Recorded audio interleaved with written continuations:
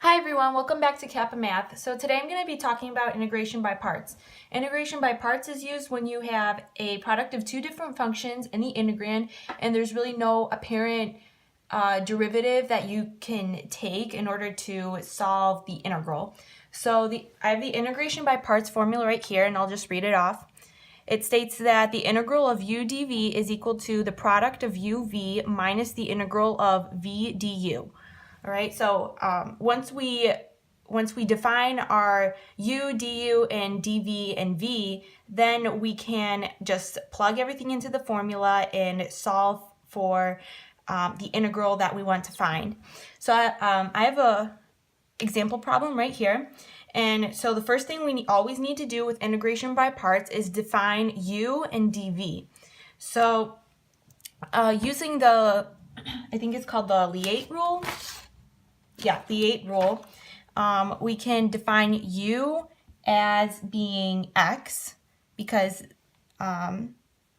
this is an algebraic function. So this is our u. And then we can define dv as e to the x dx because this is a transcendental function. So this is our dv. And now we need to find du. And the derivative of x is just 1, so it's just going to be equal to dx. And now we need to integrate e to the x dx to find v. So v is just going to be equal to e to the x because the integral of e to the x is e to the x. So now it's just plug and chug from here. So we have the integral of u x dv e to the x dx is equal to the product of uv, so x e to the x, minus the integral of v du, so e to the x times dx. All right, so now we can go ahead and further simplify this integral right here. So we have the integral of x e to the x dx is equal to x e to the x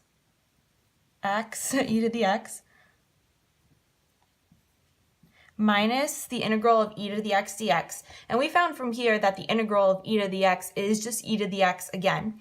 So the integral of that is e to the x, okay? So this is the original problem that we were trying to solve for up here. So now we can just simplify this side of the equation and solve for the integral. So the final answer is going to be x e to the x minus e to the x. And we always cannot forget plus c, the constant of integration.